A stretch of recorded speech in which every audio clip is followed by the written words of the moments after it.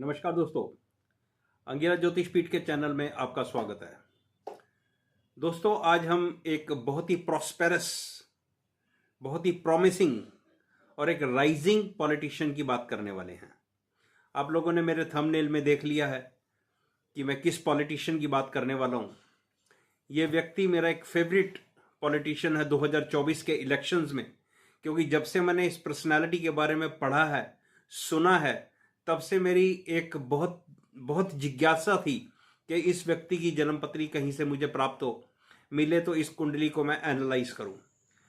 तो जो मुझे मिली हैं हॉरोस्कोप्स या इनकी बर्थ डिटेल, वो 3 तरह की मिली है। मतलब इनके जो टाइम ऑफ बर्थ है उसके अंदर डिफरेंस है, किसी का कुछ है, किसी का कुछ है। लेकिन एक बर्थ डिटेल जो मुझे मिली है अभी कुछ ही दिनों पहले, वो एक रिनाउंड एस्ट्रोलॉजर हैं, उनके थ्रू मिली है। और जब मैं इस हॉरोस्कोप को एनालाइज करता हूँ श्री के अन्नामलाई जी की पास्ट लाइफ इवेंट से, तो ये कुंडली उनकी मुझे ठीक लगती है। तो इसलिए आज हम इस कुंडली के ऊपर बात करेंगे। के अन्नामलाई जी के बारे में जिन लोगों को नहीं पता है या जिन्होंने नहीं सुना है, उन लोगों को थोड़ा बता देना चाहता हूँ कि अन्नामलाई जी भारतीय जनता पार्टी के तमिलनाडु स्टेट के, तमिलनाडु प्रदेश के अध्यक्ष हैं। यहाँ से पहले, अध्यक्ष बनने से पहले वो पुलिस में थे। 2000 और 2013 में इन्होंने, 2011 के बैच के हैं ये। 2013 में इनको उडुपी का एसपी बनाया गया था। 2015 में प्रमोशन, 2018 में फिर डीसीपी बना दिया गया बेंगलोर का, साउथ बेंगलोर का। और फिर 2019 में इन्होंने रिज़ाइन कर दिया। 2019 में रिज़ाइन करने के बाद इन्होंने 25 अगस्त 2020 को भारतीय जनता पार्टी ज्वाइन करी। और भारतीय जनता पार्टी की तमिलनाडु शाखा और सेंट्रल लीडरशिप ने इनको 8 जुलाई 2021 को तमिलनाडु का बीजेपी का प्रदेश अध्यक्ष बना दिया। ये इस व्यक्ति की चर्चा है, बायोफैक्ट्स हैं।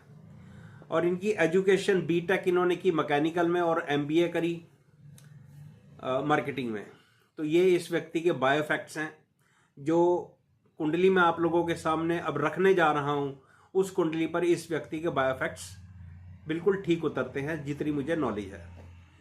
श्री के अन्नामलाई जी की शादी लेट हुई है, 2022 में हुई है। 2022 में इनका विवाह हुआ है। वो लेट मैरिज इस कुंडली के अंदर बहुत अच्छे से विजिबल है। तो दोस्तों, अब बात करते हैं इनकी जन्मपत्री की। ये जन्मपत्री आप लोगों के सामने है।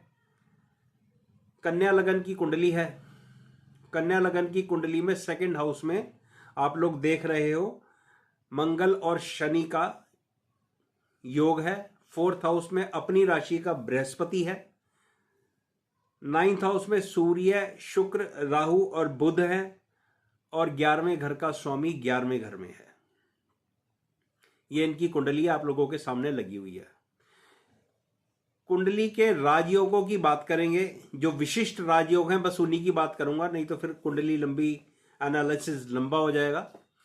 तो कुंडली में बहुत विशेष राजयोगों को अगर एनालाइज करना है तो इस कुंडली को चंद्र लगन से एनालाइज करो। जो राजयोग D1 के अंदर लगन कुंडली से दिखते हैं, लगभग वही राजयोग इस कुंडली में चंद्र लगन से दिखते हैं। पहले लगन से देखते हैं। लगन का स्वामी और 10th हाउस का लॉर्ड बुध, वो 9th हाउस में 9th हाउस लॉर्ड के साथ चला गया है। अब आप लोग ये जानते हो कि इसमें वैदिक ज्योतिष के अंदर 9th हाउस लॉर्ड और 10th हाउस का अगर कॉम्बिनेशन हो जाता है तो ये एक विशेष राजयोग है। तो भाई 9th हाउस इस कुंडली का या किसी भी कुंडली का स्ट्रॉन्गेस्ट त्रिकोण है और 10th हाउस किसी भी कुंडली का स्ट्रॉन्गेस्ट केंद्र है। तो दोनों घरों का आपस में कनेक्शन एक पॉलिटिशियन की जिंदगी में बहुत इंपॉर्टेंस रखता है। इस कुंडली को थोड़ा और आगे देखते हैं, दूसरे त्रिकोण की तरफ ध्यान लगाते हैं। तो इस कुंडली का दूसरा त्रिकोण है शनि। शनि इस कुंडली का जो फिफ्थ हाउस लॉर्ड है वो एग्जॉल्टेड हो गया है, उच्च राशि का चला गया है दूसरे घर में, और दूसरे घर में बैठकर शनि फोर्थ हाउस लॉर्ड को देखता है, बृहस्पति को अपनी तीसरी दृष्टि से। तो फोर्थ हाउस लॉर्ड और फिफ्थ हाउस लॉर्ड का भी यहां पर कॉम्बिनेशन बना हुआ है। ये एक बहुत ही विशेष राजयोगों के से भरपूर एक कुंडली है। किसी भी पॉलिटिशियन के लिए फोर्थ हाउस बहुत बहुत और बहुत ही इंपॉर्टेंट हाउस होता है, क्योंकि फोर्थ हाउस आपकी पब्लिक का हाउस है। वहां पर बृहस्पति जैसा प्लेनेट अपनी राशि का बैठा हुआ है, जिसके ऊपर फिफ्थ हाउस लॉर्ड मतलब प्राशर होरा शास्त्र तो यह कहता है कि फिफ्थ हाउस मुख्यमंत्री का हाउस है। तो इस व्यक्ति को पांचवें घर और चौथे घर का जो शानदार राजयोग बना हुआ है उसका भरपूर भरपूर लाभ मिलेगा आने वाले समय में। Fourth house Lord fourth house में बैठे होने का सीधा सीधा ये मतलब है कि इस व्यक्ति को जनता का समर्थन भरपूर मिलेगा, जिसको कहते हैं कि भर भर के मिलना। यही कारण है कि जब ये अपना पुलिस की नौकरी में थे तो वहां पर लोगों का इनको बहुत जबरदस्त समर्थन मिला और इनकी प्रमोशंस हुई, और ये इन्होंने कई सारे अनसॉल्व केसेस को बहुत जल्दी सॉल्व किया। तो ये एक बहुत रिनाउंड पर्सनालिटी है भाई तमिलनाडु की। उसके ये कारण है। एक बहुत इंपॉर्टेंट चीज ये है कि 11th house Lord 11th house में है। 11th हाउस आपकी प्रॉस्पेरिटी, आपके गेन का घर है। उसके ऊपर शनि की दृष्टि है जो फिफ्थ हाउस लॉर्ड है, और ये fifth house Lord second house में आप देख रहे हो एग्जॉल्टेड है। तो मतलब पांचवें घर का संबंध, दूसरे घर का संबंध और 11वें घर का संबंध बन गया है। किसी भी पॉलिटिशियन के लिए ये एक बहुत विशेष संबंध है। तो मैं ऐसा समझता हूं कि इस व्यक्ति को आने वाले समय में जनता का भरपूर समर्थन मिलेगा। अब इस कुंडली को जब हम चंद्र लगन से देखते हैं तो चंद्र लगन से भी लगभग ऐसे ही योग बनते हैं।